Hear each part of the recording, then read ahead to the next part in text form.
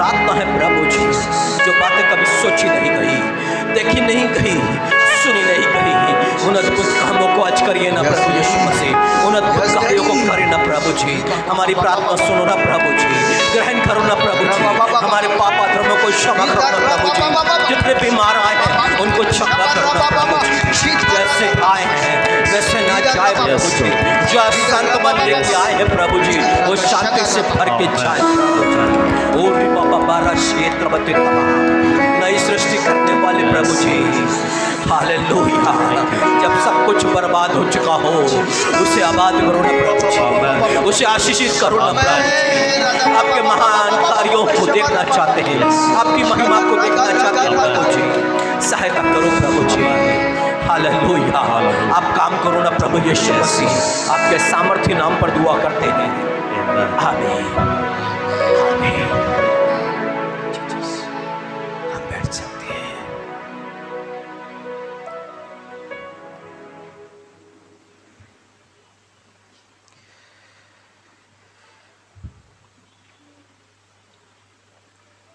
लूका के सुसमाचार में 12वीं अध्याय 35 से लेकर 40वीं आयत तक में, तुम्हारी कमर बंधी रहे, तुम्हारे दिए जलते रहे, और तुम उन मनुष्यों के समान बनो जो अपने स्वामी की बाट देख रहे हो कि वे विवाह से कब लौटेगा। जब वह आकर द्वार खटखटाए तो तुरंत उसके लिए द्वार खोल दे। धन्य है वे दास जिन्हें स्वामी आकर जागते पाए।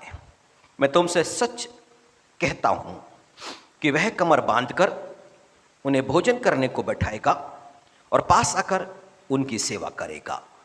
यदि वह रात के दूसरे पहर या तीसरे पहर में आकर उन्हें जागता पाए तो वे दास धन्य हैं।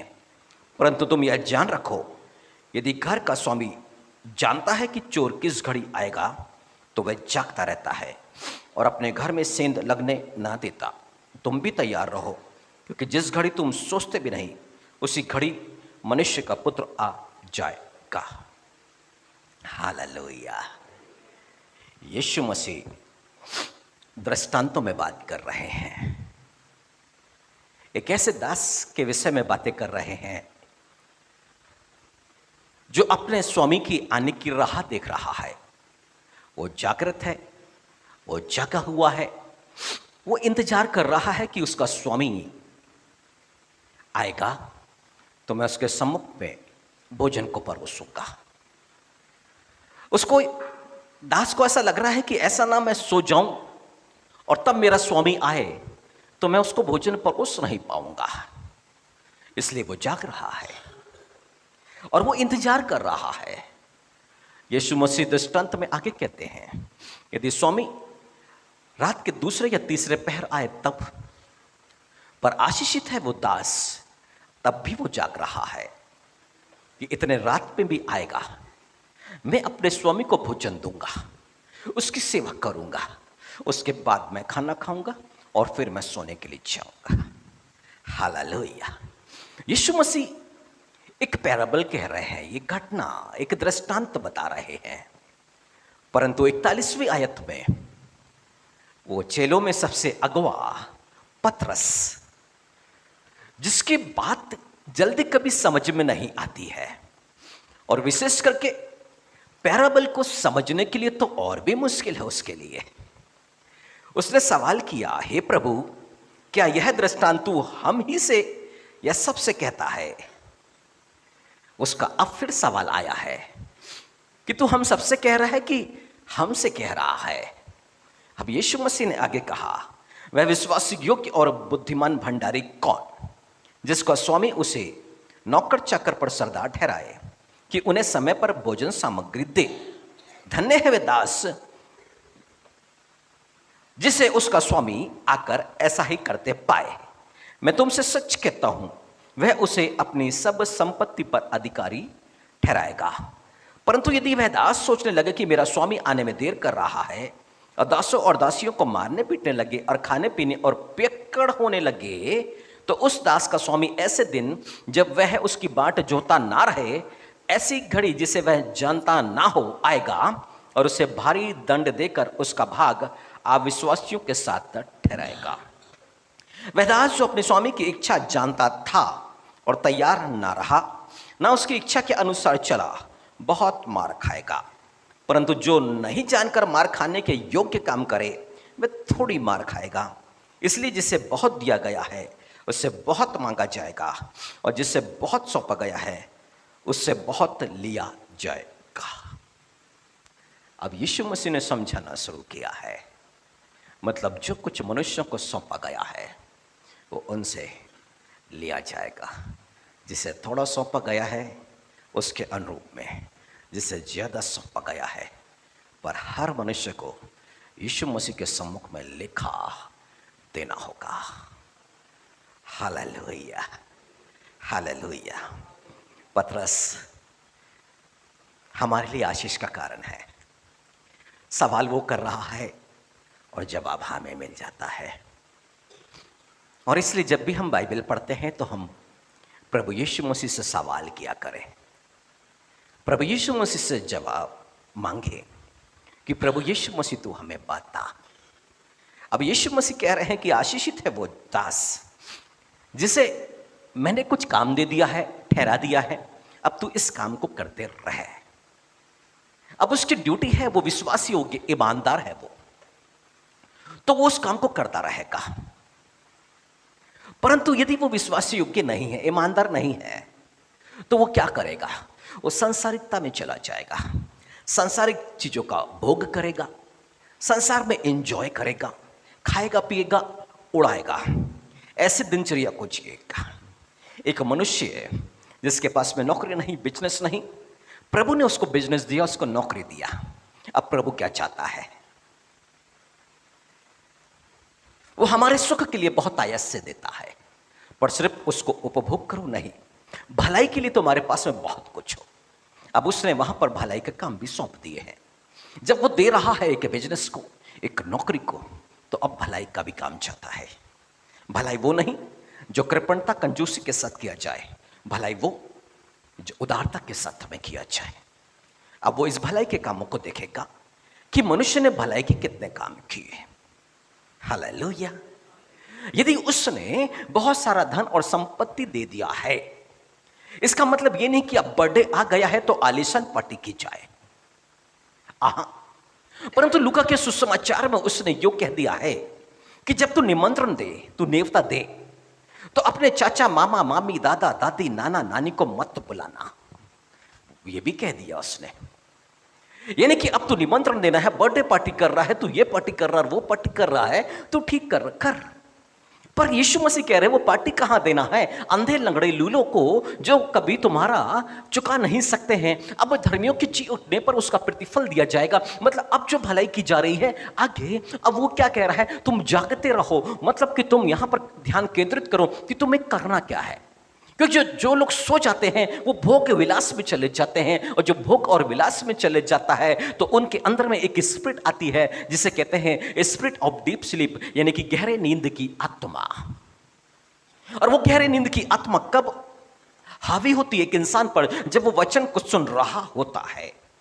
वो व्यक्तिगत जीवन के अंदर में वो समझ नहीं पाता है, जब वो वचन को सुन रहा है तब उसकी आंखें भारी हो रही होती हैं और आंखें बंद हो रही होती हैं। क्यों? क्योंकि मन के अंदर में संसार और संसार की भोग विलास चल रहा है, एंजॉय करना है, प्लानिंग है भविष्य की। बस वो परमेश्वर से मन हजारों किलोमीटर दूर जा चुका है, यानी कि इंसान सो चुका है।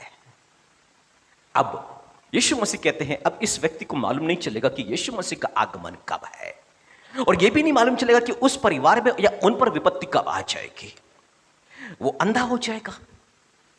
परंतु जो जाग रहा है उसको आने वाली विपत्ति के विषय में मालूम होगा, और यीशु मसीह के आगमन के विषय में भी मालूम होगा। और वो कैसे रहेगा? वो तैयार रहेगा और उन कामों को करता रहेगा जो यीशु मसीह उससे चाहते हैं। हालेलुया। परंतु परमेश्वर ने कुछ चीजों को आज रिपीट करने जा रहे हैं। कल मैं यहां पर बैठा और प्रार्थना किया, तब विनी और उनकी मम्मी से मेरी बात हो रही थी। मैंने कहा कि कल परमेश्वर बुद्धि पर वचन देने वाला है। हम लोग गेट पर खड़े होकर बात कर रहे थे, पर रात में जब मैं बाइबल को लेकर के बैठा तो परमेश्वर ने मुझे कहा, विश्वास योग्य चाहिए मुझे, मेरे लोग ईमानदार चाहिए मुझे।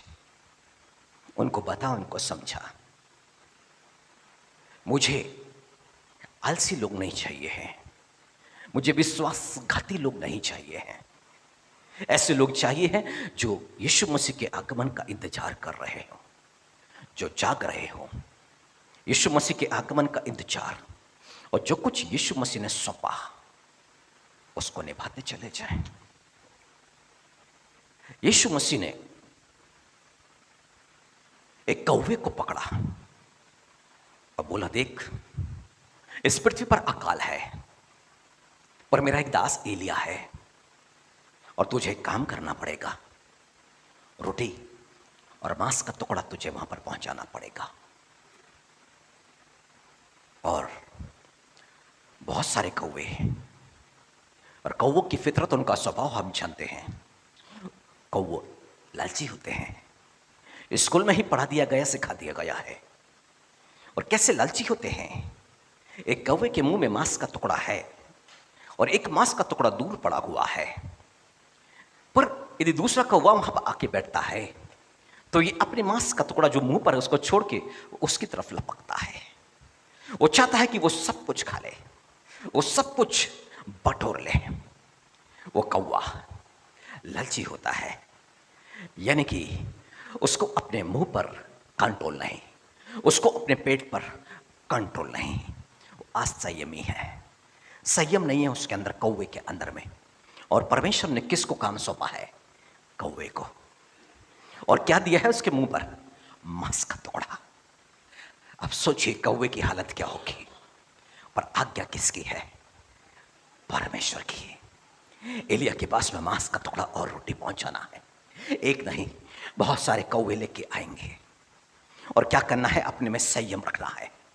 उनको वो मांस का टुकड़ा अपने लिए नहीं खाना है, उनको भलाई का काम सौंपा गया है और बड़े ईमानदारी से उनको करना है। विश्वास योग्य समझ के ये काम उनको सौंपा गया है। उनको करना क्या है? इस मांस के टुकड़े को और रोटी को लेके जाना है। भूखे हैं तो भूखे रहना होगा उनको, पर ये टुकड़ा पहुंचाना है उसको एलिया तक।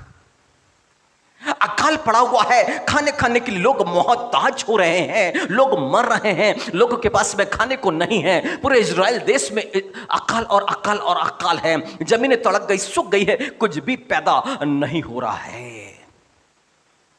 कौवों को भी खाने को नहीं मिल रहा होगा। परमेश्वर ने उनके खाने की व्यवस्था की होगी क्योंकि उनको काम सौंपा गया है।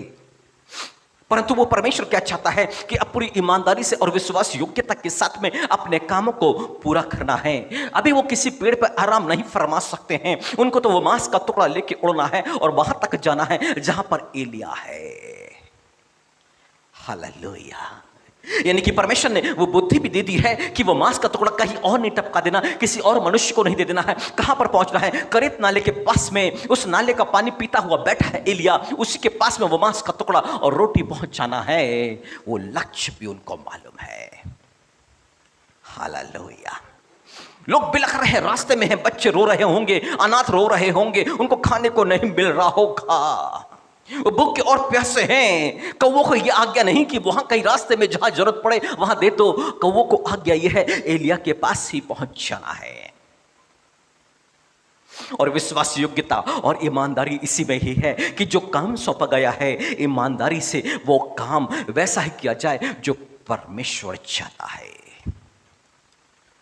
बेनिहिन की गुरु कैथरीन कोलमैन बहुत अच्छी आराधक भी है, बहुत अच्छी प्रचारक भी है, परंतु वो परमेश्वर के लिए बड़ी आराधना करती और बड़ी आराधना करती। और जब सब जितने भी वाद्य यंत्र हैं सबको शांत करा दिया करती और ठहर जाती और परमेश्वर के आने के माध्यम से आवाज को वो सुना करती और मिरेकल शुरू होता है। ऐसे अद्भुत कामों को करती है। बेनीहीन वहीं से उद्धार को पाया है, परंतु अब वो समय आ गया है कि वो किसी के मुंह में और प्रेम में पड़ चुकी है, अपने पति को छोड़ कहीं और जुड़ चुकी है। क्यों? क्योंकि शरीर पर अभिलाषा जो है ना, उस पर कंट्रोल नहीं है। परमेश्वर ने जो आराधना का काम दिया है ना, उस आराधना के काम में वो स्थिर नहीं है, वो परमेश्वर के लिए विश्वास योग्य नहीं, पवित्र आत्मा का एक फल वहां पर मौजूद नहीं है। परमेश्वर ये चाहता 30 नहीं, अब 100 गुना फल, यानी कि विश्वास योग्यता में बढ़ते चले जाओ। परमेश्वर के लिए सेविकाई करने वाली चले गई है दूसरे के साथ में, अभी परमेश्वर ने छोड़ दिया है उसको, परमेश्वर ने त्याग दिया है उसको। क्यों? क्योंकि शरीर पर लालसा जो है ना, शरीर की जो अभिलाषा है ना, उस पर कंट्रोल नहीं है। एक आकाश में उड़ने वाला कौवा अपने ऊपर में कंट्रोल रखा है, मुंह पर मांस का टुकड़ा है, कंट्रोल है उसको कि मेरे को विश्वास योग्य बने रहना है, मुझे ईमानदार परमेश्वर के प्रति बना रहना है। वो परमेश्वर के भी प्रति ईमानदार है, और जिसके लिए सेवा सौंपी गई ना एलिया के लिए, उसके लिए भी वो ईमानदार है। आकाश में उड़ने वाला कौवा ना मनुष्य के समान बोल सकता, ना बातचीत कर सकता है, पर ईमानदार है। ईमानदारी से मांस का टुकड़ा रोटी को लेके चले हैं उड़ते हुए। लालच आ रहा होगा, अभिलाषा जाग रही होगी, शैतान ललचाता है ना, परंतु कंट्रोल कंट्रोल और कंट्रोल है। और यही तो है पवित्र आत्मा का फल, संयम, यानी कि अपने आप पर कंट्रोल। ये फल इसलिए दिया गया है, अपने आप पर कंट्रोल रखें, और परमेश्वर के लिए विश्वास योग्य दूसरा फल वहां पर मौजूद है। आकाश में उड़ने वाला कौवा विश्वास योग्य बना है परमेश्वर के प्रति, विश्वास योग्य बना है एलिया के प्रति। वो परमेश्वर यही दिखाना चाहता है इस बाइबल के अंदर में, इस घटना को लेके आया है राजाओं 17वें अध्याय के अंदर में। तो परमेश्वर ने इसलिए लेके आया है कि मनुष्य सीखे इन पक्षियों से कि वो तक मेरे प्रति विश्वास योग्य है, आज्ञाकारिता में है, और कैसे मैंने जो बोला उन कामों को ये पूरा कर रहे हैं। मनुष्य को वहां से सीखने की आवश्यकता है, क्योंकि परमेश्वर क्या चाहता है, उसके लोग उसके प्रति विश्वास योग्य हो, ईमानदार हो। हालेलुया। वो परमेश्वर ने पौलुस को पकड़ा, हत्यारा है, गुंडा है, परंतु अपने स्वभाव पे उसको अभी कंट्रोल करना पड़ेगा। उसको आता है, बहुत गुस्सा आता है, और इतना गुस्सा आता है मार डालो उनको ऐसा कर दो, उनको वैसा कर दो। परंतु परमेश्वर ने अब साउल को चुन लिया है, जो पौलुस बन गया है। पर अब वो साउल क्या कहता है, पहला तीमुथियुस 1 उसकी 12वीं आयत के अंदर में,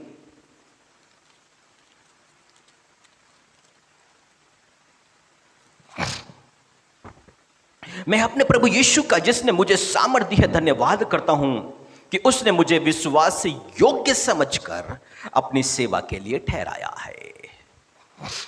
क्या कहते हैं पौलुस? तीमुथियुस को पत्र, एक जवान बच्चा है, प्रभु की सेविकाई कर रहा है। उस जवान बच्चे को यह पौलुस समझाना चाहता है कि देख, तू अपने आप पे कंट्रोल रखना, पवित्रता का जीवन जीना। जवान बच्चा है, पर अब उसको लिख रहा है अपने बारे में, और क्या लिखता है कि प्रभु ने मुझे सामर्थ दी और धन्यवाद करता हूं कि उसने विश्वास योग्य समझकर अपनी सेवा के लिए ठहराया। परंतु आगे लिखता है, मैं तो पहले निंदा करने वाला और सताने वाला, अंधेर करने वाला था, तो भी मुझ पर दया हुई, क्योंकि मैंने अविश्वास की दशा में बिना समझे बूझे ये काम किए थे।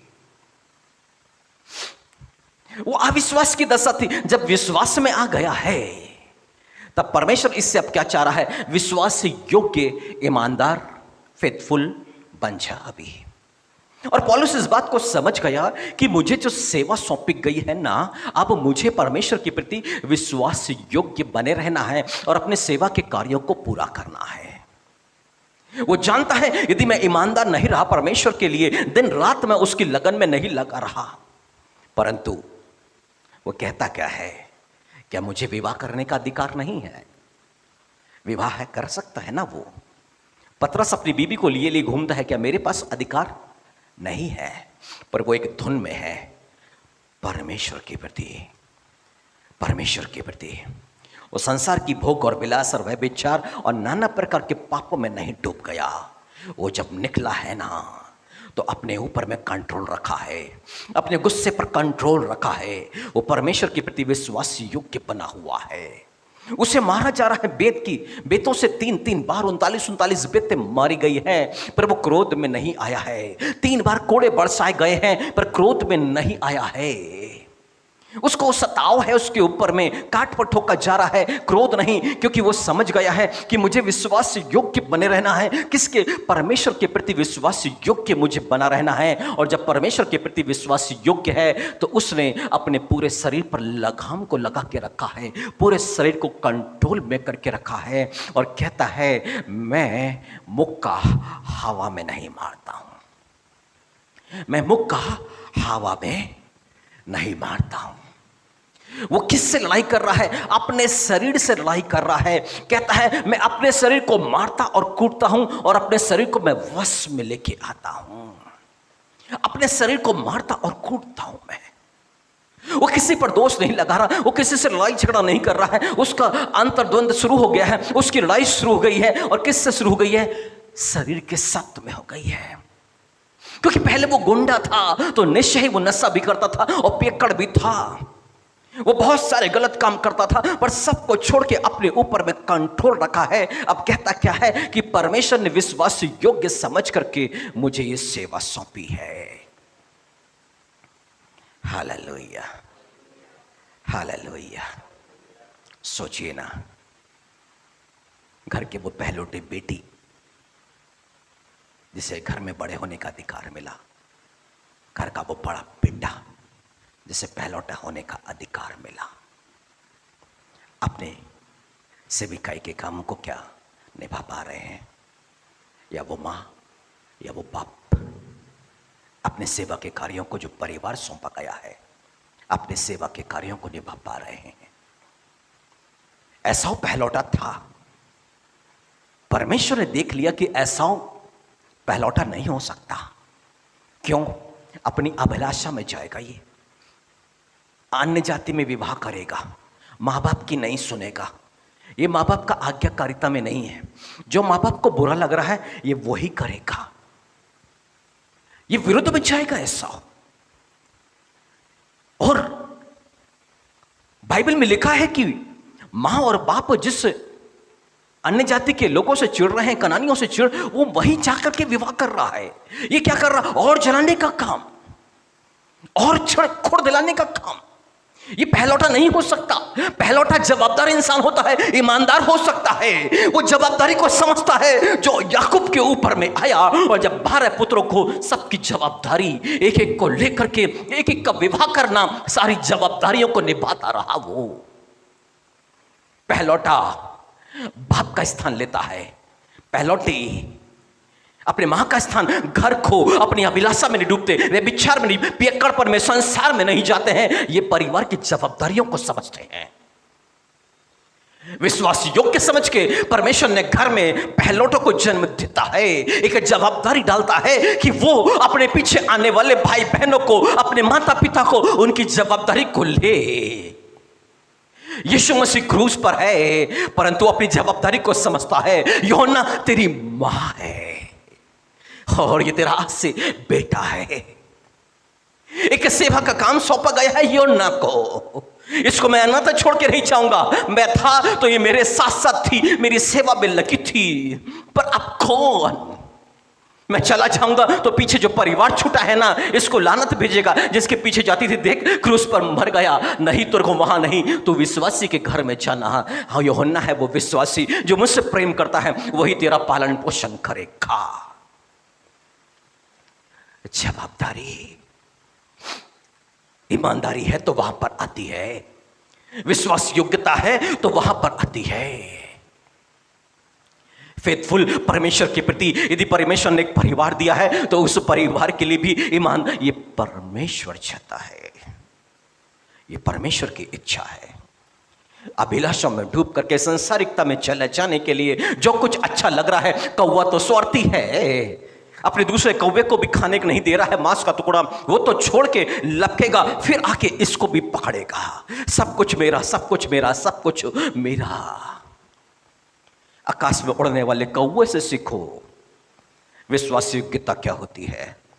विश्वास योग्यता सीखनी है तो परमेश्वर क्या कहते हैं, यीशु मसीह क्या कहते हैं, पानी में तैरने वाली मछली से सीखो। कैसे वो अपने आप पे कंट्रोल रखते हैं। योना नबी विश्वास योग्य नहीं, परमेश्वर ने जो सौंपा है भाग गया है, तरसीस में जाने वाले जहाज की तरफ बैठ गया है कि मैं चले जाऊंगा, परमेश्वर के पास से मैं भागूंगा। परमेश्वर बोलता है नीनवे नगर में जा और वहां पर प्रचार कर, ये पापी लोग हैं मर जाए, अच्छा होगा ये लोग, परमेश्वर का क्रोध आ जाए। अब परमेश्वर ने एक मछली को आदेश दिया, योना नबी को निकल ले। मछली, उड़ने वाले कौवे ने परमेश्वर की आज्ञा को सुना। अब मछली पर आज्ञा पहुंची है, योना नबी को तू निकल ले। और जैसे ही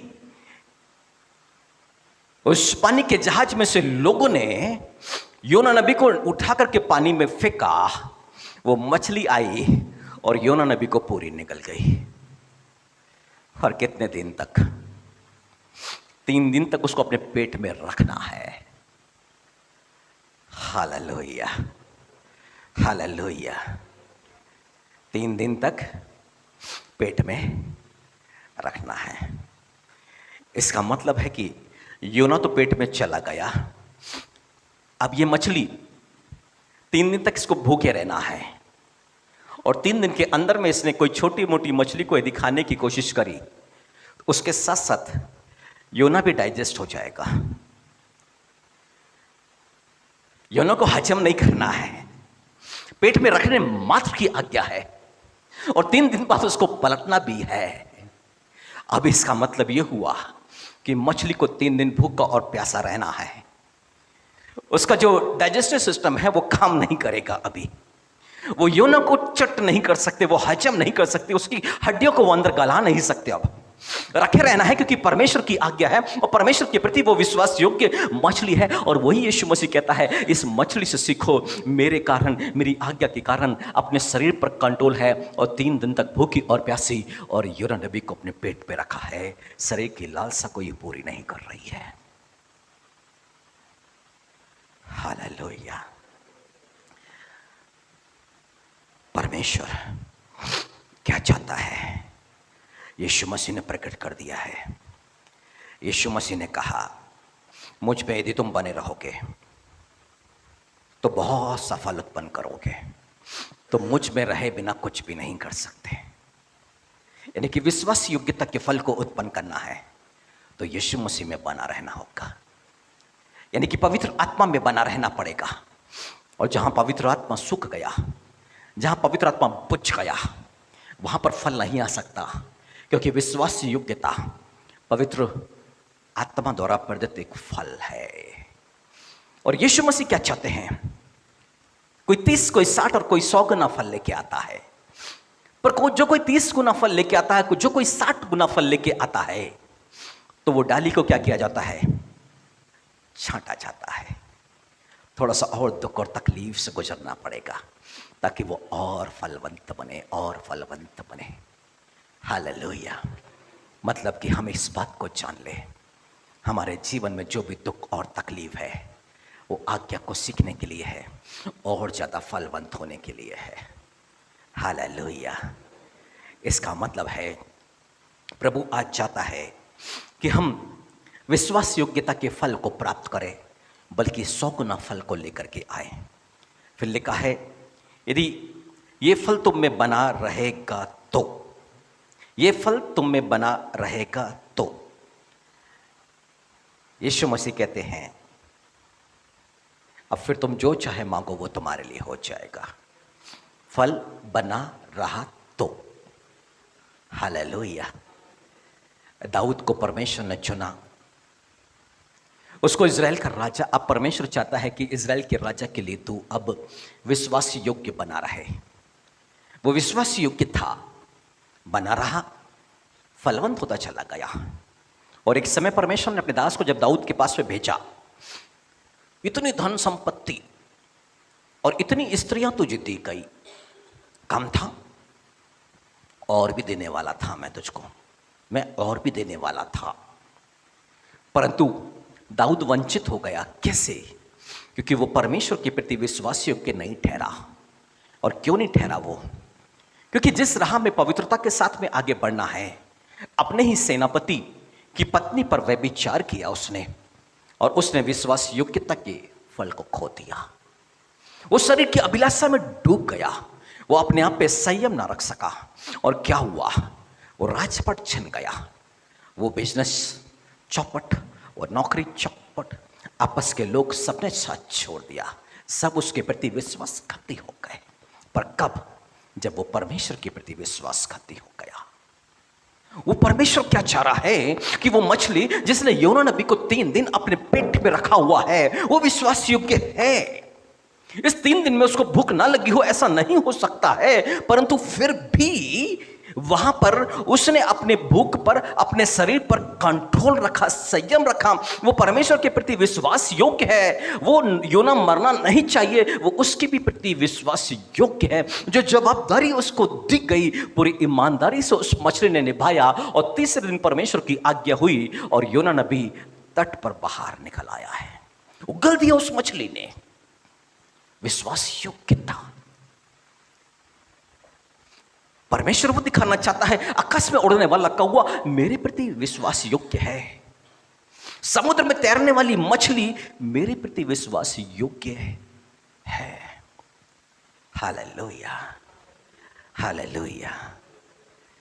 एक बहुत अच्छी घटना पढ़ने को मिली कि एक अच्छी आराधना करने वाली एक बच्ची परमेश्वर की आराधना किया करती, पर वो सुंदर भी थी, आवाज भी बड़ी अच्छी थी उसकी। परंतु एक समय ऐसा हुआ कि ये किसी की गवाही है, और जब यीशु मसीह एक व्यक्ति को नरक में लेके गए थे, तो वो व्यक्ति उस बच्ची को जानता था कि ये परमेश्वर की आराधना करती थी चर्च में खड़े होकर के। तो उसने सवाल किया यीशु मसीह से, ये यहां कैसे, ये तो तेरी आराधना। यीशु मसीह ने बोला, नहीं, मैं दिखाता हूं वो क्यों यहां पर है, आग की झील में तड़पते हुए। और यीशु मसीह ने वो दर्शन दिखाया उसको फिर, कि वो चर्च में खड़े होकर आराधना कर रही है। और तभी शैतान एक बंदर की शक्ल में उछक करके कंधे पे बैठता है आत्मा में, और कान में कुछ बोलता है और चले जाता है। और ऐसा बार बार हो रहा है। और जिसको यीशु मसीह के दर्शन दिखा रहे हैं, जिसको नरक में यीशु मसीह लेके गए थे, वो यीशु मसीह से सवाल पूछ रहा है, ये क्या कर रहा है बंदर इसके कानों में? यीशु मसीह ने उसको ठहरने के लिए कहा। तीसरी बार वो बंदर फिर अगली आराधना में उसके कंधे पर आया, कान में कुछ बोला, चला गया। अब यीशु मसीह ने फिर से बोला, अब सुन। और यीशु मसीह ने उस व्यक्ति के कानों को खोला, बंदर आया, कंधे पे बैठा, कान में बोला, तू बहुत प्यारा गाती है, तू बहुत सुंदर है, और चला गया। अब बस यहीं से घमंड आने लग गया, यहां से घमंड आने लग गया। वो लड़की घमंड में बढ़ने लग गई, वो फिर व्यभिचार में पड़ गई। वो अपने बॉयफ्रेंड और वहां पर वो व्यभिचार करने लग गई, और अंत क्या हुआ? आग की झील। वो परमेश्वर के प्रति विश्वास योग्य नहीं। ये देह जो पवित्र किया गया, ये देह जो लहू से खरीदा गया, ये देह जिसके विवेक के अंदर में यीशु मसीह के लहू ने काम किया, शुद्ध किया, परंतु वो जो सेवा सौंपी गई थी, खड़े होकर तेरे को आराधना करनी है। क्यों? क्योंकि ये स्थान लूसीफर का था, और लूसीफर के मन के अंदर में पाप आ गया था, और इसलिए मैंने स्वर्ग से निकाल के फेंका है। परंतु अब वो स्थान मैं तेरे को देता हूं, तुझे विश्वास योग्य बना रहना, पर मन के अंदर में वही गड़बड़ी, सुंदरता, घमंड और ले डूबा। क्यों? क्योंकि आप लोगों को आकर्षित करेंगे ना, अपनी आवाज से, अपनी सुंदरता से आकर्षित लोगों का घर तोड़ेंगे, बर्बाद करेंगे ना, इसलिए अब आग में जल और अनंत काल के लिए आग में चल। हालेलुया। ये दंड था वहां का। क्यों? विश्वास योग्य नहीं। लूसीफर विश्वास योग्य नहीं रहा। उसको लगा मैं सुंदर हूं, मेरे पंखों में 7 सुर है, मैं बहुत अच्छा गाता हूं, अब लोग मुझे चाहने लग गए हैं, सारे के सारे स्वर्गदूत बहुत प्रेम करने लग गए हैं। बाप रे, लूसीफर इतना सुंदर अनमोल रत्नों पर चलता है और कितना सुरीला है ये। अब सब Lucifer Lucifer Lucifer Lucifer Lucifer, जहां देखो लूसीफर लूसीफर लूसीफर। अब लूसीफर को घमंड आ गया, अहंकार आ गया, मैं परमेश्वर से महान हो गया हूं। महानता का मतलब, अहंकार का मतलब, अब परमेश्वर जो बोलेगा वो नहीं, अब मैं जो बोलूंगा वो होना चाहिए। अब मेरी चलेगी, अब मेरे मन की चलेगी।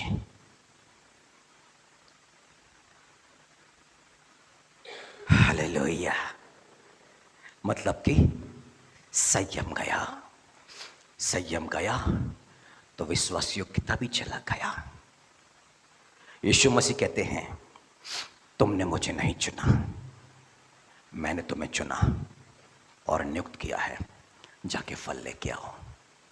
विश्वास योग्यता का, विश्वास योग्यता का, संयम का, भलाई का जहां पर रखा गया है। यदि घर में पहलौटे बच्चे के रूप में रखा गया है तो हमें अपनी जवाबदारी को समझना है कि मुझे एक पवित्रता का जीवन जीना है, और तभी तो जाके इस परिवार को हम महानता की तरफ में लेके जा सकते हैं। पति और पत्नी को इस चीज को समझना सीखना है कि हमें एक पवित्रता का जीवन जीना है, तब तो जाके एक महानता का जीवन अपने परिवार को हम ले जा सकते हैं। हमें परमेश्वर ने क्यों, यीशु मसीह ने, यदि आप देखें यूहन्ना के सुसमाचार में, जब जकरिया से स्वर्गदूत जिब्राइल ने बातें करी, तेरी पत्नी पुत्र प्रसव करेगी, नाम जकरिया रखना, माफ कीजिएगा, यूहन्ना रखना, यूहन्ना रखना।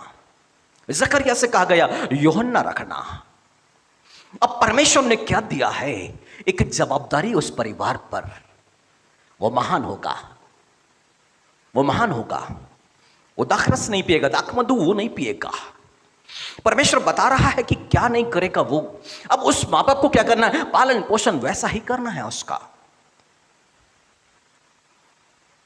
सिमसोन पैदा होगा तो परमेश्वर ने बता दिया वो कैसा होगा। समूएल पैदा होगा तो परमेश्वर ने बता दिया वो कैसा होगा। अब परमेश्वर ने जिस परिवार में उनको पैदा किया है, तो मां बाप की और उनकी भी जवाबदारी अपने परिवार के प्रति है। हालेलुया।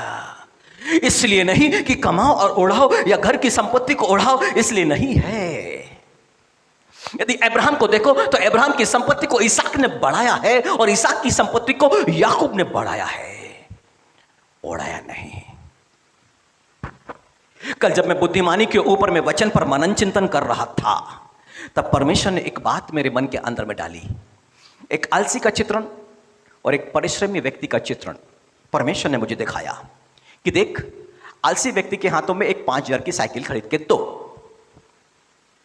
पर अब उसको चाहिए है रेसिंग साइकिल। अब वो परिश्रम करके पैसे कमा के रेसिंग साइकिल नहीं खरीदेगा। क्या करेगा वो? उसके मडगार्ड को निकालेगा, उसको चेंज करेगा, क्योंकि वो मेहनत नहीं कर रहा, कमाना नहीं चाहता है।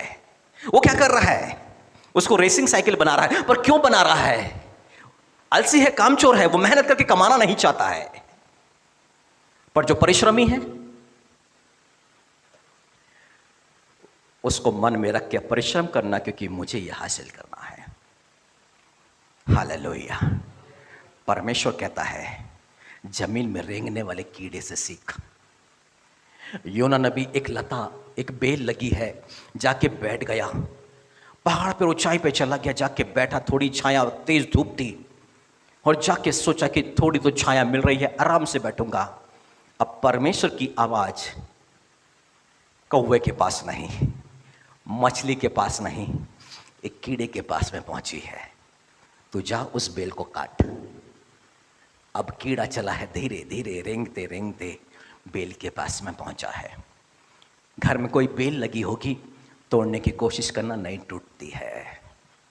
उसको गोल गोल घुमाते जाओ, घुमाते जाओ, वो नहीं टूटती है, नहीं टूटती है, नहीं टूटती। कितनी मेहनत लगती है, हाथ छिलने लग जाते हैं, और जब तक ऐसे घुमाते जाओ, बहुत देर के बाद में वो टूटेगी, फिर भी वो अटकी रहती है। पर कोई डाली हो, आप तोड़ सकते हो उसको। अब इतनी मजबूत बेल, उस बेल के नीचे जहां लगा है योना नबी लेटा हुआ है। अब परमेश्वर ने मछली को नहीं, कौवे को नहीं, कीड़े को आदेश दिया है कि जा बेल को काट। दोपहर बढ़ते जा रही है, कीड़े को पहुंचना है वहां पर। बेल को काटना शुरू किया, कुतरना शुरू किया है। छोटा सा कीड़ा, अब देखो वो कैसे कुतर रहा होगा। तो उनके वो निकले होते हैं थोड़ी कांटे टाइप के, उससे काटना शुरू किया, बेल को काटना शुरू किया। अब बेल पूरी तरह से, ये परिश्रम की निशानी है। विश्वास योग्यता मेहनत परिश्रम को चाहता है। हालेलुया। वो कीड़ा परिश्रम कर रहा है, क्योंकि जो काम बोला गया वहां पर एक परिश्रम की आवश्यकता है। हालेलुया।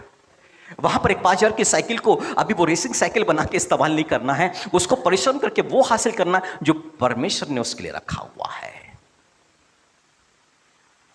11 तारे, सूरज और चांद झुक करके यूसुफ को दंडवत कर रहे हैं। अभी वो अपने घर वालों से नहीं बोल सकता कि मेरा सम्मान करो, क्योंकि परमेश्वर ने उसको वो मुकाम हासिल करना है जहां वो और उसका परिवार उसके आगे झुकेगा। और उसने उस मुकाम को हासिल किया परिश्रम से, प्रधानमंत्री के पद को। हालेलुया। वो नालायक बन के घर में बैठा नहीं रहा। हालेलुया। जो शराब पीता है, नशा करता है, भोग विलास करता है, गर्लफ्रेंड बॉयफ्रेंड बनाते हैं, वे विचार में पड़ते हैं, ये सब आलसी होते हैं। ये तरक्की नहीं, ये अपने शरीर पर बीमारी को ला रहे हैं। ये परमेश्वर की सेवा को नहीं समझ पा रहे हैं, अपने भविष्य को ये लाते मार रहे हैं, अपना भविष्य खराब कर रहे होते हैं। ये आलसी लोग हैं जो बैठ करके बस एंजॉय करना चाह रहे हैं और कुछ नहीं करना चाहते हैं। ये लोग छोटी छोटी बातों में इनको क्रोध आएगा बस। ये अपनी मेहनत से कमा करके कुछ करना है जिसके लिए इन्हें पृथ्वी पर पैदा किया गया है, और इन पर जवाबदारी भी डाली गई है, इन्हें कुछ करना है। हालेलुया। परमेश्वर ने आदम को यदि रचा है, अदन की वाटिका में रखा है, तो परमेश्वर ने कहा था देख रेख कर। सिर्फ तोड़ के खाने का काम नहीं था, देख रेख करने का भी काम था उसका। जो फल पक गए हैं, गिर गए हैं, सड़ेंगे, बदबू उठा के फेंकने का तो काम है। इतना तो कर, साफ सफाई रख, बदबू ना फैले। तूने कुछ पैदा तो नहीं किया, किसी के लिए तू परिश्रम तो नहीं किया, या ऊंट कटारे भी नहीं है कि तेरे को साफ सफाई करना पड़ेगा। पर अद्भुत जगह है वहां पर, सुंदर सुंदर फूल लगे हैं, सुंदर सुंदर फल लगे हैं, तोड़ना और खाना, तोड़ना और खाना, बस इतना तो काम है। पर देखरेख करने का मतलब है कि जो भी कुछ खराब चीजें गिर रही है वहां पे, फल पक गया है, गिर गया है, या बहुत ज्यादा पक रहा है, स्मेल कर रहा है, तोड़ के खाना है, खा। इतना सारा है, कहां खाओगे? कम से कम अलग तो करो। मतलब कि आलस का जीवन मत जियो, आलसी मत बनो, परिश्रमी बनो। परमेश्वर क्या चाहता है? कीड़े से सीखो। एक बेल को काटना शुरू किया, तब तक काटता रहा जब परमेश्वर की इच्छा पूरी ना हो गई। यानी कि वो बेल कट गई है, तेज धूप से सूख गई है, अब लू की तपेड़े योना को लग रही है। ये जमीन पर रेंगने वाला कीड़ा परमेश्वर के प्रति विश्वास योग्य, पानी में चलने तैरने वाली मछली परमेश्वर के प्रति विश्वास योग्य, और आकाश में उड़ने वाला पक्षी परमेश्वर के प्रति विश्वास योग्य है। वो परमेश्वर ये बातें दिखा के चाहता क्या है? हम उसके प्रति विश्वास योग्य बने। और जो विश्वास योग्य बनेगा वो अपने आप पे संयम भी लेके आएगा, और क्या करेगा? परिश्रम भी करेगा। पौलुस लिखता है, अखाड़े में लड़ने वाला पहलवान अपने आप पे संयम रखता है। और क्यों संयम रखता है? क्योंकि उसे वो मेडल जीतता है, कुश्ती जीतनी है उसे, उस मेडल को हासिल करना है, उसको विजयी होना है। तो विजयी होने के लिए करता क्या है? अपने शरीर पर कंट्रोल रखता है। एक दौड़ने वाला जो व्यक्ति है, उसके सामने एक लक्ष्य होता है, वो यहां वहां नहीं देखता है। बाइबल कहती है जब तू चले, नीति वचन की किताब में, जब तू चले तो तेरी दृष्टि कहां पर हो? तेरी दृष्टि कहां पर हो? एक गंभीर बात आ रही है अभी। सीधे हो। जब तू चले, ये तू टू व्हीलर से जा, फोर व्हीलर से जा, साइकिल से जा, पैदल जा, दृष्टि कहां हो? सामने में होना।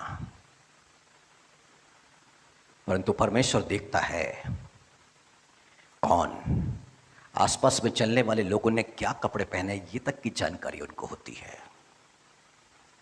कौन सा सूट था, कौन सी शर्ट थी, कौन सा था, कौन सी बाइक थी, क्या नाम था, कौन सा मॉडल था, क्या है, सब जानकारी। विशेष करके उन लड़कियों को जो 11th-12th में होती है।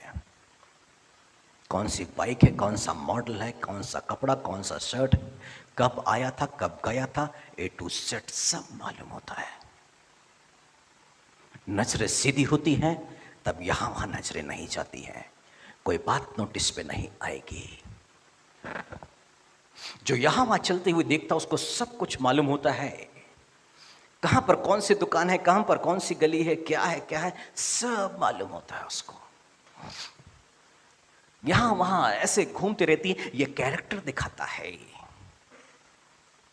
पिछले सप्ताह एक मीटिंग में थे और उस मीटिंग में परमेश्वर ने यिर्मयाह नबी से एक वचन दिया कि देखो मेरे लोगों ने क्या किया, राजमार्ग को छोड़ के पगडंडी को चुन लिया है। मतलब चौड़े वाले रास्तों को छोड़ के लोग कहां चलते हैं? शॉर्टकट रास्ता। ये कैरेक्टर दिखाता है, गलत कैरेक्टर है ये। मेन रोड से राजमार्ग से कौन जाएगा? पवित्र व्यक्ति, धर्मी व्यक्ति, किसी का डर नहीं उसको, वो सुरक्षित चलना चाहता है। वो चाहता है कि मैं सही चलूं, ठीक है, थोड़ा सा समय लगे, थोड़ा सा पेट्रोल लगे, थोड़ा सा पैसा लगे, कोई बात नहीं, सुरक्षित मार्ग से। पर परमेश्वर ने क्या बोला उस किताब के अंदर में? मेरे लोगों ने पगडंडी मतलब गलियों को चुनते हैं, गली को चुनते हैं आत्मिक रूप से। परंतु संसार में जब लोगों का चाल चलन ऐसा है, उनका ये कैरेक्टर नजर आता है।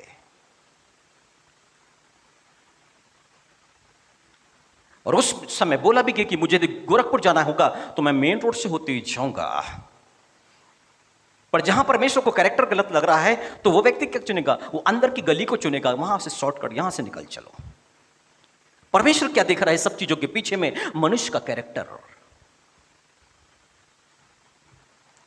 हालेलुया। परमेश्वर ने अद्भुत बातों को रखा है हमारे सीखने के लिए। वो कहता है आकाश के कौवे को देखो,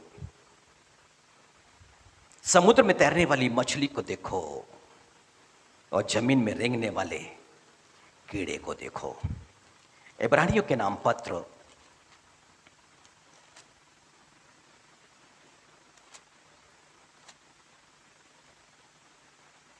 3 अध्याय।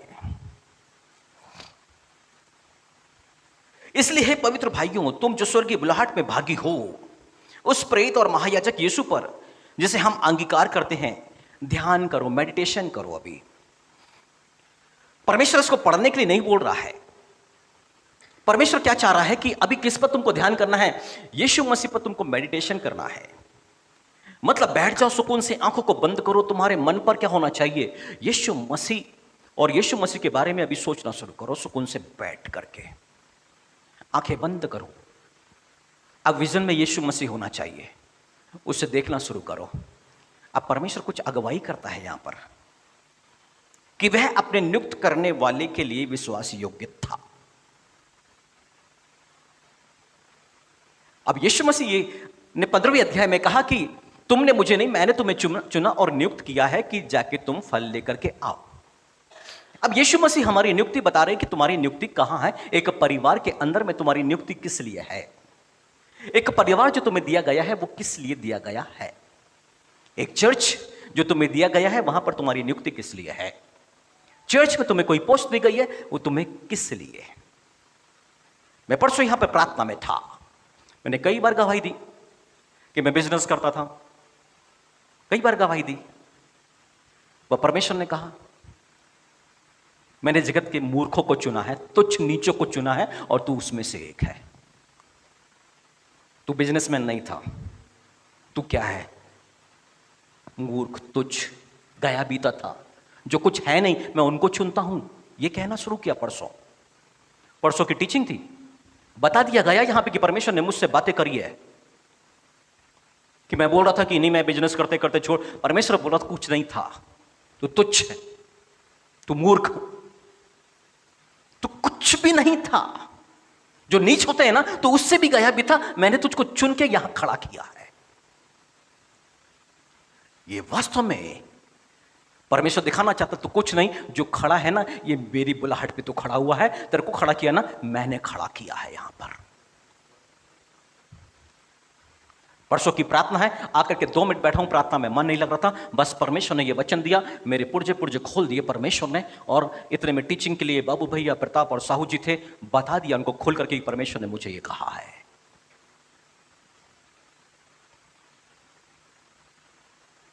हालेलुया। तेरे पास खुद का घर है, तू खा पी रहा है मेरी बदौलत, क्योंकि मैंने कहा है कि मेरे मन के इच्छा के मुताबिक मुझे एक मिल गया है, वो मेरी इच्छा को पूरी करेगा और मैं उसका घर बसाऊंगा और उसको स्थिर करूंगा। यदि आज मैं स्थिरता में हूं, आज मेरी उन्नति हो रही, उसकी बदौलत, मेरी बदौलत नहीं। एक समय में 2 व्हीलर भी मेरे पास में टूटा फूटा है, जिसको 50 किक मार के चालू होता था, लोग देखते थे, बोलते थे ठीक है ना, आप इंस्टॉलमेंट पे ले लो, मंथली जो आ रहा है पैसा उसमें से हम लोग और हेल्प कर देंगे। 2 व्हीलर खरीदने की औकात नहीं थी, आज वो 4 व्हीलर पे चलाता है।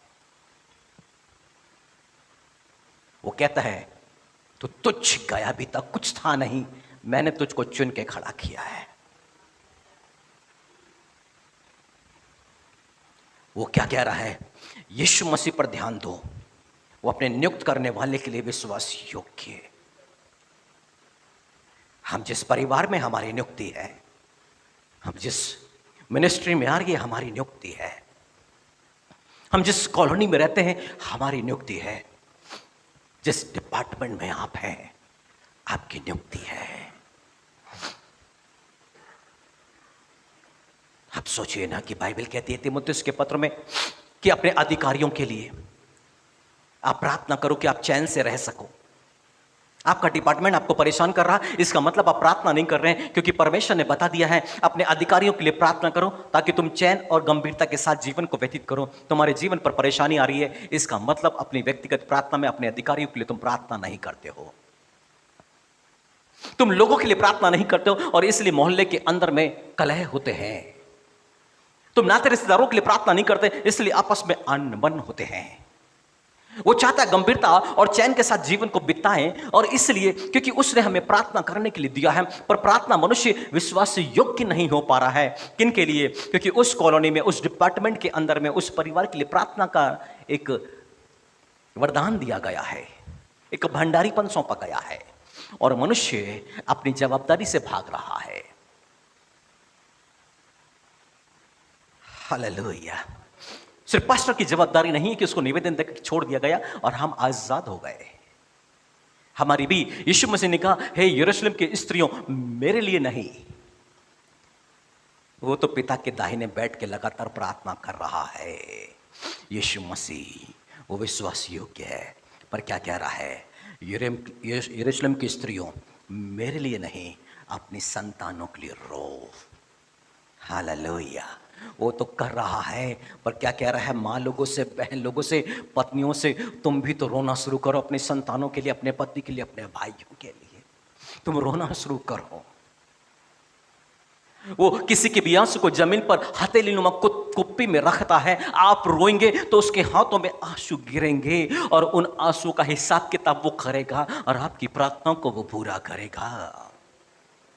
आज बच्चे पाप में जा रहे हैं, आज बच्चे भटक रहे हैं, आज बच्चे असफलता में जा रहे हैं, सफल नहीं हो पा रहे हैं, क्योंकि माँ लोग को जो दायित्व दिया घुटने में आके प्रार्थना करने के लिए, उसको ना करके वो गॉसिप में, व्हाट्सएप में और तमाम चीजों में खोई हुई हैं, पर वो बैठ करके प्रार्थना अपनी संतानों के लिए, पति के लिए, पत्नी के लिए नहीं कर पा रही है। आधे घंटे प्रार्थना करके बोर हो जाते हैं, वो नहीं रह पा रहे हैं घुटनों पे। यीशु मसीह को देखो तो सुबह प्रार्थना, दोपहर प्रार्थना, रात में प्रार्थना। चेले सो रहे हैं, वो प्रार्थना कर रहा है, और चेलों से कहता, 1 घंटा, 1 घड़ी भी तुम मेरे साथ जाग नहीं सकते? 1 घंटा सुबह की प्रार्थना 10 मिनट, दोपहर की 10 मिनट, रात की 10 मिनट हो गया। वो कीड़े से सीखो, जब तक अपने काम को पूरा नहीं कर दिया, उसने काम करना नहीं छोड़ा। हालेलुया। जब तक आपके बच्चों का उद्धार होकर महान ना हो जाए, प्रार्थना करना मत छोड़ो, विश्वास योग्य बनो। हालेलुया। लोग कहते हैं हमने प्रार्थना किया तो ये हो गया, हमने प्रार्थना किया तो ये हो गया, वो चंगा हो गया, वो हो गया, उसके लिए भविष्यवाणी थी, ये थी और वो थी। भैया, अपनी बेटी को बदल दो, अपनी प्रार्थना से बेटे को बदल दो, अपनी प्रार्थना से आपके मिरेकल को हम जान जाएंगे। हालेलुया। कुछ तो परिवर्तन दिखे वहां पर, कुछ तो 100% नहीं आता है, क्योंकि जब तक पृथ्वी पर है तब तक तो सिद्धता में बढ़ते रहते हैं, बदलता रहता है। हमको भी आज सिद्धता की आवश्यकता है। हमारे जीवन में बहुत बदलाव नहीं है, आज भी क्रोध आ ही जाता है, आज भी मुख से श्रापित बातें निकल ही जाती है। हमें भी सिद्धता की आवश्यकता है। हम बदल रहे हैं, बदल गए ऐसा नहीं कह सकते हम, पर कहीं से तो शुरुआत हो जाए कुछ। हालेलुया। बाइबल हमसे विश्वास योग्यता की बाइबल क्या कह रही है? यीशु मसीह पर ध्यान करो। वो अपने नियुक्त करने वाले के लिए, और यीशु मसीह की नियुक्ति थी संसार के लोगों के लिए क्रूस पर अपने प्राणों को देना। Hallelujah, hallelujah. यीशु मसीह को मालूम था लय व्यवस्था में एक नियम था, क्योंकि लिखा है वो व्यवस्था के अधीन उत्पन्न हुआ, पैदा हुआ है। व्यवस्था, मूसा की व्यवस्था में 1.25 महीने में नामकरण था, खतना था। हाँ, यीशु मसीह का क्योंकि व्यवस्था के अधीन उत्पन्न हुआ। व्यवस्था में था कि 30 वर्ष का व्यक्ति होकर ही याजक पास्टर बनेगा, 30 साल से पहले नहीं। कई लोगों को लगता है 12 साल की उम्र में यीशु मसीह बाइबल के इतने जानकार, तो क्यों नहीं 20-22 साल में उन्होंने एक काम का शुरू कर दिया।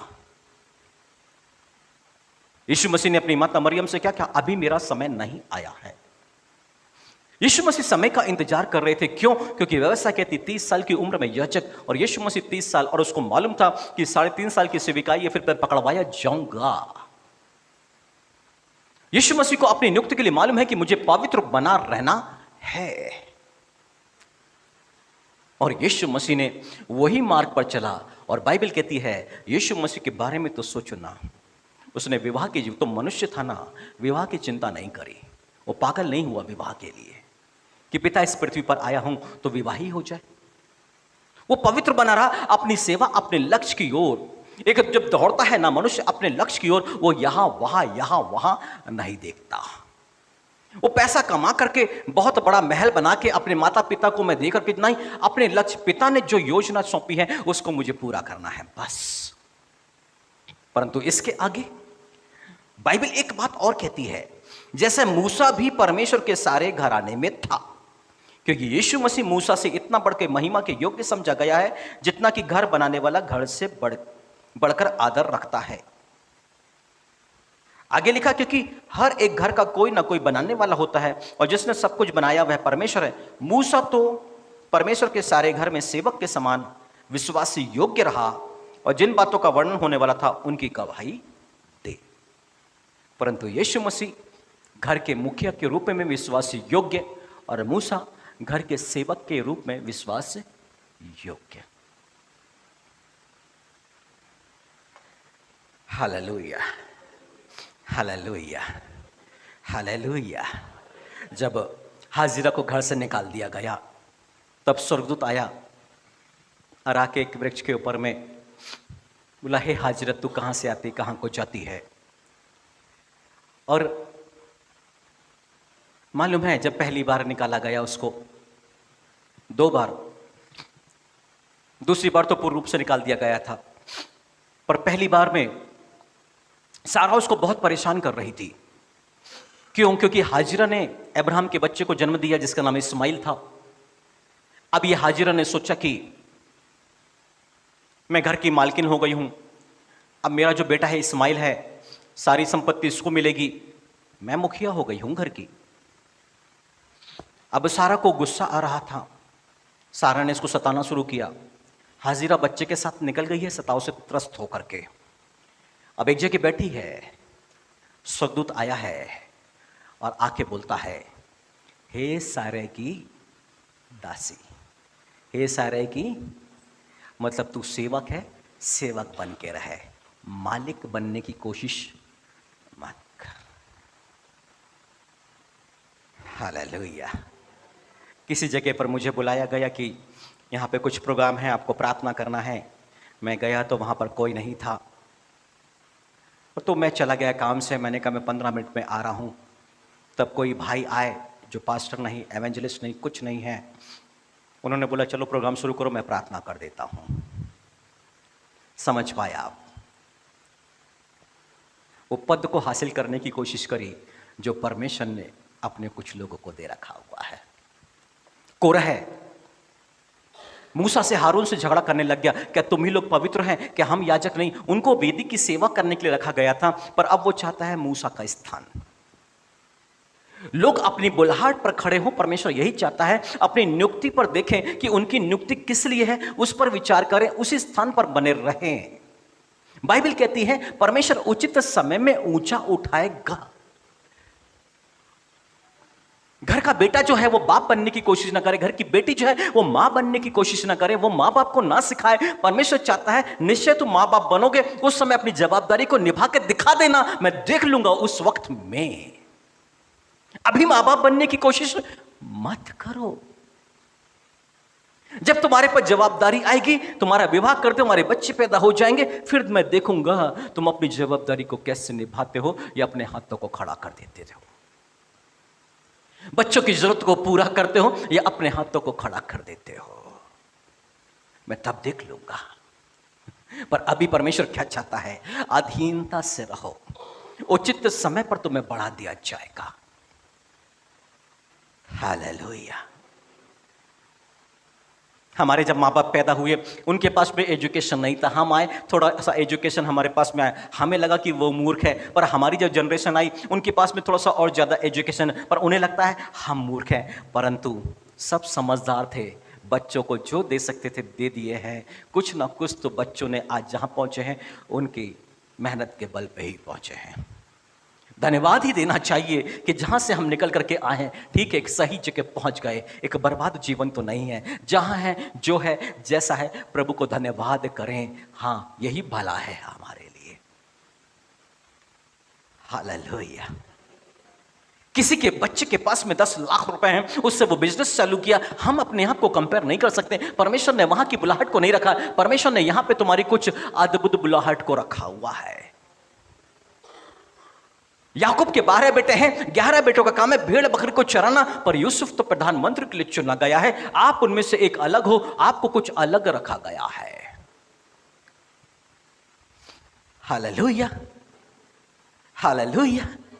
जब हम बचपन में पैदा हुए, हम 3rd या 4th क्लास में थे, तो हमें एक टेलरिंग के शॉप में भेज दिया गया, घर वालों ने भेज दिया। हम वहीं से आया जाया करते थे। हमारी आंटी ने बोला कि टेलरिंग का काम सीख लो, हमें भेज दिया गया और हमने वहां टेलर का काम सीख लिया। हम पैंट शर्ट वगैरह बनाना सीख गए। मैं एक टेलर भी हूं।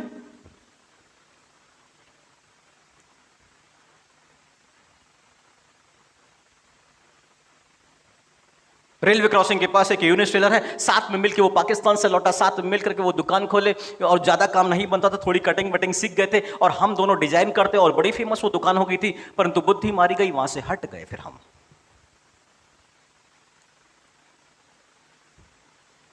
ट्रैक्टर मैकेनिक जाके ट्रैक्टर मैकेनिक हो गए। आईटीआई कर लिया, एबीसीडी नहीं मालूम अभी उसकी। गोरखपुर में स्कूटर और लूना की repairing centre, Hardeep scooter centre, वहां गए तो स्कूटर की रिपेयरिंग सीख लिया।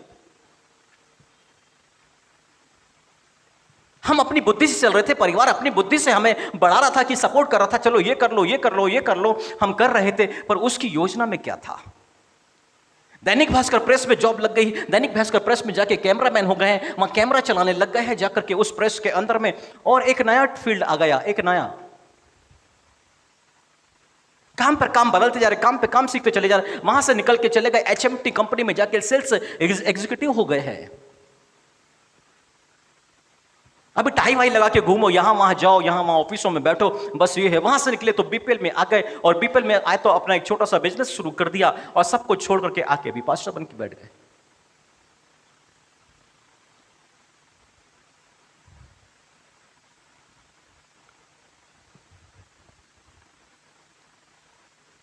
बुद्धि काम नहीं करती है मनुष्य की। परमेश्वर जानता है महान किसको करना है, कैसे करना है, उस पर निर्भर होना पड़ेगा। और जब परमेश्वर पे विश्वास योग्य हो जाएंगे तब परमेश्वर महान करना शुरू करेगा। परमेश्वर के प्रति राजा दाऊद कुछ भी नहीं था, कुछ भी नहीं। उसके भाइयों के पास में टिफिन पहुंचाया करता। वो युद्ध के मैदान में खड़े हैं, बाप बोला जा देकर क्या, किसमिस की टिकिया है, ये है, उनको जाकर के देकर के आ। यूसुफ क्या है, उसका बाप बोलता जाओ देख कर क्या, कहां पर भेड़ बकरी चरा रहे हैं। वो भेड़ बकरी चराने की योग्यता भी यूसुफ नहीं रखता था। मतलब कि दाऊद के जो बड़े भाई महान लोग, परंतु ये दोनों के दोनों ना एक समय में परमेश्वर के लिए विश्वास योग्य हो गए। परमेश्वर ने जो कुछ सौंपा ईमानदारी से निभाने लग गए, अपनी नियुक्ति को समझने लग गए। अब परमेश्वर ने क्या किया, इनको सफल कर दिया है। Hallelujah, hallelujah. बाइबल कहती है तुम में विश्वास योग्य और बुद्धिमान दोस्त कौन, या बुद्धिमान भंडारी कौन। अब परमेश्वर से प्रार्थना करें कि प्रभु तू हमें विश्वास योग्य बना। तू तो कुमार, हम मिट्टी है। यीशु मसीह इस मिट्टी को उठा और विश्वास योग्य कर प्रभु जी। ये शरीर अभिलाषा में डूब चुका है। ये जो शरीर है घमंडी हो चुका है। ये जो शरीर है ना ये अहंकारी हो चुका है। ये शरीर के बारे में हम सोचते और सोचते और सोचते रहते हैं। कमाएंगे तो घर बनाएंगे, किसके लिए, शरीर के लिए। कमाएंगे तो ये लेंगे, कार ले लेंगे, इसको किसके लिए, शरीर के लिए। आत्मा के लिए क्या, आत्मा के लिए क्या।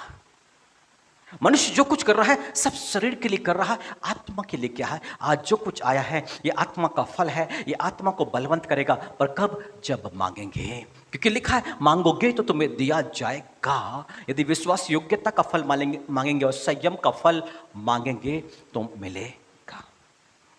एक मनुष्य दो स्वामियों की सेवा नहीं कर सकता। पर यहां पर यदि परमेश्वर के प्रति विश्वास योग्य है और संयम काम कर रहा है तो वो परमेश्वर की सेवा कर पाएगा। परंतु बिलाम खुली आंखों से परमेश्वर को देखता है। अभी राजा बालक ने बुलवा लिया है कि तेरे मुंह से जो निकलता है वही पूरा होता तो ये इतनी बड़ी सेना चले आ रही है, इनको श्राप दे ताकि ये बर्बाद हो जाए। हम युद्ध के लिए जाएंगे तो ये फिर ढेर हो जाएंगे। पहले तो उसने मना कर दिया, अब इसको धन और संपत्ति का लालच दिया गया तो ये परमेश्वर से फिर के धन संपत्ति की तरफ भाग रहा है। अभी पैसा पैसा पैसा पैसा पैसा पैसा पैसा। अब पैसा नहीं मिला तो लोगों को ठोकर खिलाने लग गए। राजा बालक को बोला कि कुछ स्त्रियों को बेल दो, जो चाल चरित्र की गलत स्त्रियां हैं उनके बीच में डाल दो। वो व्यभिचार में पड़ जाएंगे और परमेश्वर गुस्से में आके वैसे ही मार डालेगा उनको। यहां से पैसा नहीं आया तो दूसरे तरीके से पैसा कमा लेते हैं, गलत एडवाइस देख करके। एबॉर्शन करना पाप है, मतलब पाप है। कोई भी सलाह दे नहीं सकता कि नहीं करवा दो। भोपाल से एक बच्ची आई, 15 साल विवाह के हो गए उसको, रोमन कैथलिक बैकग्राउंड से, और उसने बोला संतान नहीं है। प्रार्थना की गई और एक ही बार प्रार्थना चले गई और वो कंसीव किया उसने। और 3 महीने हो गए, डॉक्टर के पास में चेकअप के लिए गए। डॉक्टर ने बोला ग्रोथ नहीं है इसमें, एबॉर्शन करना पड़ेगा। उस बहन का मेरे पास में फ़ोन आया कि भैया देखो 15 साल के बाद एक खुशखबरी घर पर आई थी, सब तबाह सब बर्बाद, सोनोग्राफी हुई है, डॉक्टर बोल रहे हैं एबॉर्शन करना पड़ेगा, ग्रोथ नहीं आ रही है, पल्स नहीं मिल रही है उसकी, तो अभी बस वो एक गोला भर और कुछ नहीं है। मैंने कहा प्रार्थना किसने सुनी है? प्रभु ने। तेरे को भरोसा है तो एबॉर्शन मत कर, बाकी तेरे ऊपर में है करना या नहीं करना। तो विश्वास करेगी तो परमेश्वर की महिमा को देखेगी। 4.5 महीने के बाद में एक और सोनोग्राफी। डॉक्टर ने बोला कर दो, अब बहुत लेट हो रहा है, नहीं तो आगे बहुत मुश्किल हो जाएगी। उसका हस्बैंड सास सब ने बोला ठीक है करो। उसका फ़ोन आया, मैंने कहा नहीं, मेरे को अपने प्रभु यीशु मसीह पर पूरा भरोसा है, मैं ज़बरदस्ती नहीं करूँगा। तुझे एबॉर्शन करना है कर, तुझे करना है, पर मैं प्रभु की ओर से आज्ञा दूंगा कि नहीं करना है। हत्या में शामिल, बहुत सुंदर सी बेटी है उसकी अभी, हालेलुया हालेलुया। परंतु अब वो 14 साल की हो गई है, 2010 की बात थी ये, हालेलुया। डॉक्टर क्या कह रहे हैं उससे मतलब नहीं, परमेश्वर ने जिसने आशीष दिया है वो क्या कह रहा है, हमें उस पर विश्वास करना है। Hallelujah, hallelujah. मेरे प्रिय भाई और बहनों, विश्वास योग्य व्यक्ति अपने ऊपर में संयम रखता है, और बिलाम ने संयम को खो दिया, धन संपत्ति को देख के संयम को खो दिया है। बाइबल ऐसा कहती है, हम परमेश्वर के प्रति यदि विश्वास योग्य बने, उसकी इच्छा का सम्मान करें, आसपास में होने वाली जो भी गतिविधियां हैं, जो भी शैतान दिखाता है, उस बातों पर ध्यान न दें, हम उस पर विश्वास करें, उसके प्रति विश्वास योग्य बने रहें। जो काम हमें सौंपा गया है वो काम हम करते चले जाएं। Hallelujah, hallelujah. मेरे मन में कई बार इस सवाल था कि मैं अपने बच्चों को अच्छी लाइफ दे नहीं पाता हूँ, मैं संघर्ष करता हूँ, मेरे पास में एक ही काम था, आओ और प्रार्थना करो बस। परंतु हाँ, मैं करता गया। जितने जानते हैं उन्होंने कभी नहीं देखा होगा मुझे कि मैं घर में बैठा रहता हूँ। हाँ, कभी कभार अभी इस वीक पे मेरा आना नहीं हो पाया, पर ऐसा कभी नहीं हुआ है कि इतना लंबा गैप हो सके। मैं आना है मतलब आना है, मेरे को जितनी देर प्रार्थना करना है सो करना है, जिसके लिए करना है सो कर। मैं उसके प्रति विश्वास योग्य बना रहा, और वो मेरे प्रति उसने मेरी अगुवाई करी, और जीवन पर जो जो मुझे जरूरत महसूस हो रही थी वो उसने मुझे देना शुरू किया है। Hallelujah, hallelujah, hallelujah. न जाने कहाँ से परमेश्वर हमारे मुख में ऐसे शब्दों को डालता है, और जो हमारे विश्वास का वचन बन जाते हैं, और जिसको हम अंगीकार करते रहते हैं, और वो सारी बातें पूरा होना शुरू हो जाती है। वो परमेश्वर आपके साथ भी करना चाहता है, पर वो क्या चाह रहा है कि तुमने मुझे नहीं, मैंने तुम्हें चुना और नियुक्त किया है कि तुम जाके बहुत सा फल लेकर के आओ, और तुम्हारा फल बना रहे, तुम्हारा फल बना रहे। यानी कि विश्वास योग्यता का फल आया है। अब परमेश्वर क्या चाहता है, ये फल बना रहे, ताकि अब तुम जो चाहे मांगो वो तुम्हारे लिए हो जाए। परंतु साथ में प्रभु क्या कहते हैं, 15वीं अध्याय, फिर हम आराधना में चलेंगे, यूहन्ना के सुसमाचार में।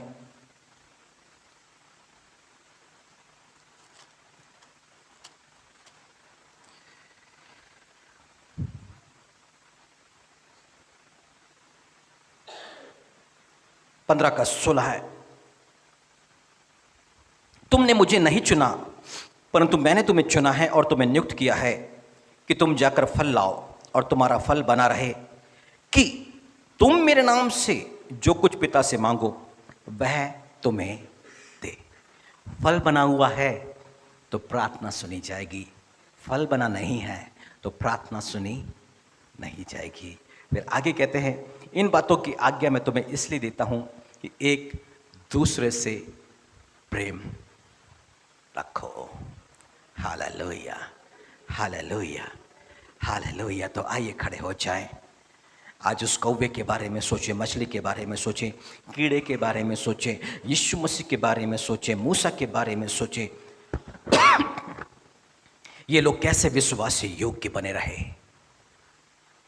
आज परमेश्वर से वरदान मांगे, प्रभु जी हम पर तेरा पवित्र आत्मा आए और हमें विश्वास योग्य बना दे प्रभु जी, संयमी बना दे प्रभु जी हमें। हालेलुया। रिहंतरवशत्तो वेखकत्रवत्तितमः, रिहंतरवशत्तो तीतरवत्तितमः।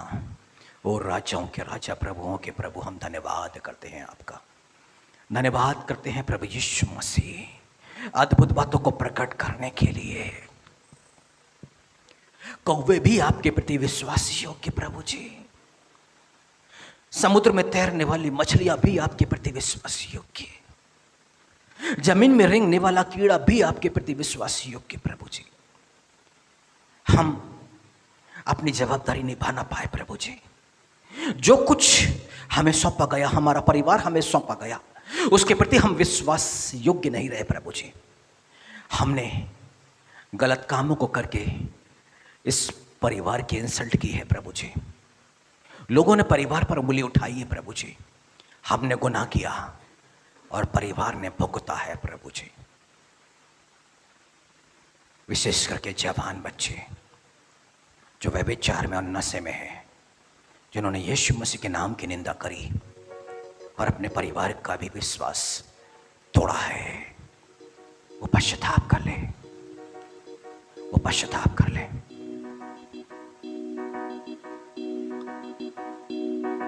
विवाह तो कहीं और, पर दोस्ती कहीं और। वो भी पश्चाताप कर ले, रिश्तों के प्रति विश्वास योग्य नहीं रहे।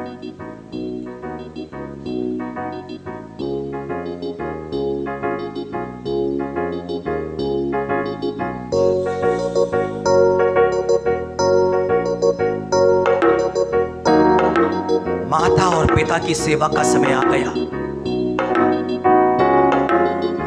पर उनके प्रति विश्वास योग्य नहीं।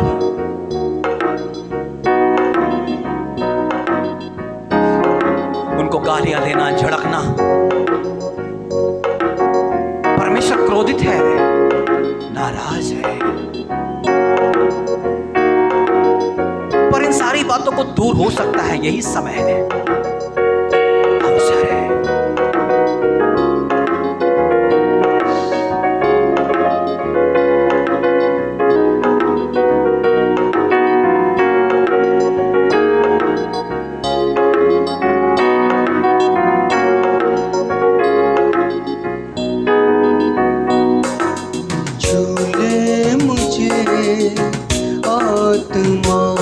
झूले झूले मुझे आत्मा, झूले झूले मुझे आत्मा, मेरी जिंदगी को कर दे फिर से नया, मेरी जिंदगी को कर दे फिर से नया। झूले झूले झूले झूले मुझे आत्मा, झूले झूले मुझे आत्मा, मेरी जिंदगी को कर दे फिर से नया, मेरी जिंदगी को कर दे फिर से नया। झूले झूले झूले झूले मुझे आत्मा, झूले झूले मुझे मेरी जिंदगी को कर दे फिर से नया, मेरी जिंदगी को कर दे फिर से नया। झूले झूले झूले झूले मुझे आत्मा, झूले झूले मुझे आत्मा।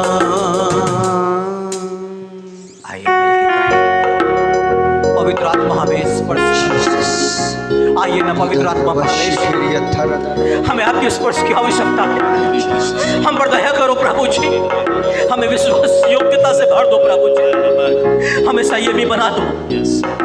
आप शमूएल पर आ गए तो वो प्रार्थना योद्धा बन गया, सिमसोन पर आ गए वो न्यायी बन गया, यीशु मसीह पर आ गए वो महान पुत्र बन गया। ओरी बाबा बारा से ओरी बाबा बाला कर, हम पर भी आ जाइए प्रभु जी, हम पर भी आ जाइए।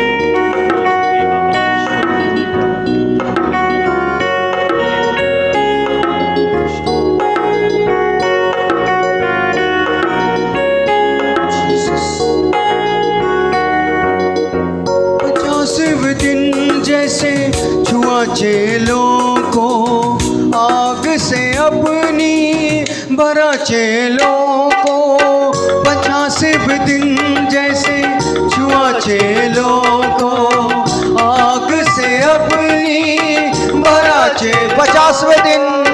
50वें दिन जैसे छुआ चेलों को आग से अपनी, भरा चेलों को।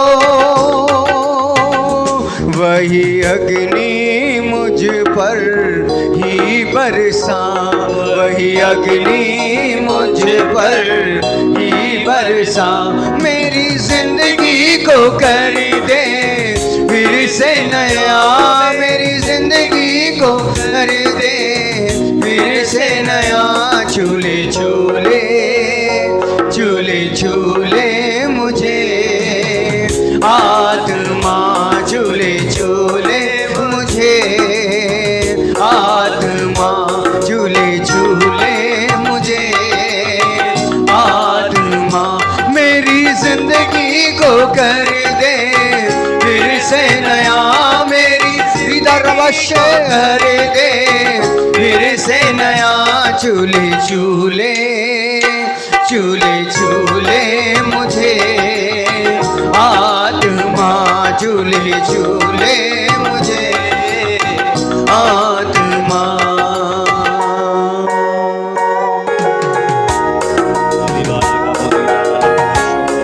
लिखा है इफिसियों 5:18 में, पवित्र आत्मा से परिपूर्ण होते जाओ।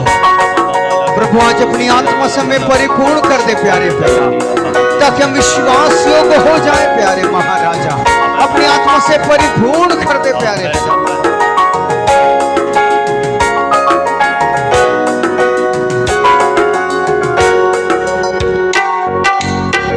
एलीसा का अभिषेक तूने किया था, यरदन को उसने पार किया था। एलीसा का अभिषेक तूने किया था, यरदन को उसने पार किया। एलीसा का अभिषेक तूने किया था, यरदन को उसने पार किया था। वही अभिषेक मुझ पर ही बरसा, वही अभिषेक मुझ पर वही बरसा, वही अभिषेक मुझ पर ही बरसा। मेरी जिंदगी को कर दे फिर से नया, मेरी जिंदगी को कर दे फिर से नया। झूले झूले झूले झूले मुझे आत्मा झूले झूले मुझे आत्मा झूले झूले मुझे आत्मा। मेरी जिंदगी को कर दे फिर से नया, मेरी जिंदगी को कर अवश्य फिर से नया। झूले झूले झूले झूले मुझे आत्मा झूले झूले मुझे आत्मा। मेरी जिंदगी को कर दे फिर से नया, मेरी जिंदगी को कर दे फिर से नया। झूले झूले झूले झूले मुझे आत्मा झूले आत्मा झूले झूले मुझे आत्मा झूले झूले मुझे आत्मा झूले झूले मुझे आत्मा। तेरा वचन है राह की ज्योति, तेरा वचन है जीवन रोटी, तेरा वचन है राहों की ज्योति। तेरा वचन है जीवन रोटी, वही जीवन हम पर ही वर्षा, वही जीवन हम पर ही वर्षा। वही रोटी हमको ही खिला, वही रोटी हमको ही खिला। मेरी जिंदगी को कर दे फिर से नया, मेरी जिंदगी ऐ खुदावन खुदा फिर से नया। झूले झूले रबशे झूले झूले मुझे आत्मा झूले झूले मुझे आत्मा। मेरी जिंदगी को कर दे फिर से नया, मेरी जिंदगी को कर। आपने 50वें दिन अपने चेलों को छुआ प्रभु जी। वही अभिषेक आज बरसा दे पवित्र पिता, वही सामर्थ्य बरसा दे प्रभु जी। जैसे चेलों का अभिषेक किया वही अभिषेक हमारा मेरे प्रभु। झूले मुझे आत्मा, झूले झूले आत्मा।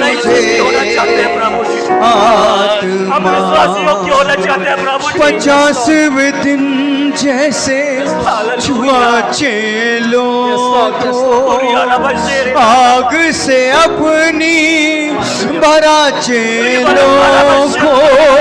50वें दिन जैसे छुआ चेलों,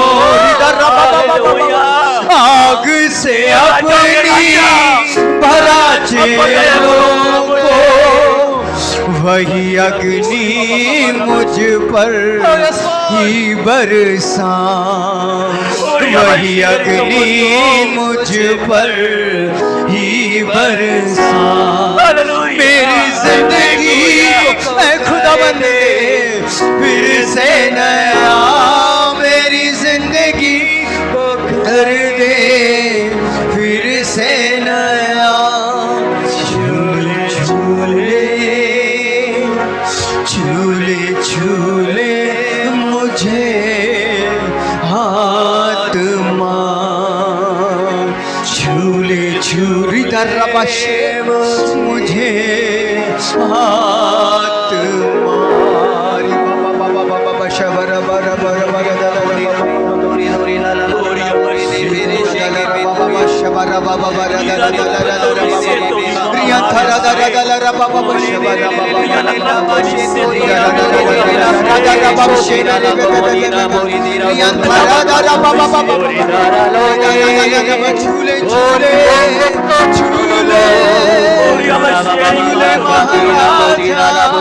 इस जिंदगी को नया कर दे, नया कर दे, नया कर दे, नया कर दे। रे रे रे रे रे रे रे रे बाबा बाबा बाबा फिर से नया जिंदगी को बाबा बाबा शबर फिर से नया मेरी जिंदगी को दे खुदावन। न्यू लाइफ ओ लॉर्ड, न्यू एटीट्यूड्स ओ लॉर्ड। झूले झूले शंतरा झूले झूले मुझे री बाबा बाबा बाबा आत्मा री वाला का बोधोरी लिखा है। आपकी दया के लिए धन्यवाद यीशु मसीह। आपकी इच्छा को हम जान सके प्रभु जी। थैंक यू आपकी इच्छा को हम कैसे पूरी करें, आपका भला पवित्र आत्मा हमें सिखा दे प्रभु जी। हमारी अगुवाई करिए प्रभु जी, हमें सामर्थ दो प्रभु जी। हम विश्वास योग्य होना चाहते हैं। एक कोड़ी व्यक्ति आपके पास में आते हैं और उसने आपसे कहा तू चाहे तो मुझे शुद्ध कर सकता है। आपने कहा मैं यही चाहता हूँ। आप यही चाहते हैं मेरे यीशु मसीह कि हम विश्वास योग्य हो जाए। आपकी दया के लिए धन्यवाद, थैंक यू, धन्यवाद, थैंक यू, धन्यवाद प्रभु जी। Hallelujah, hallelujah, thank you, hallelujah, thank you,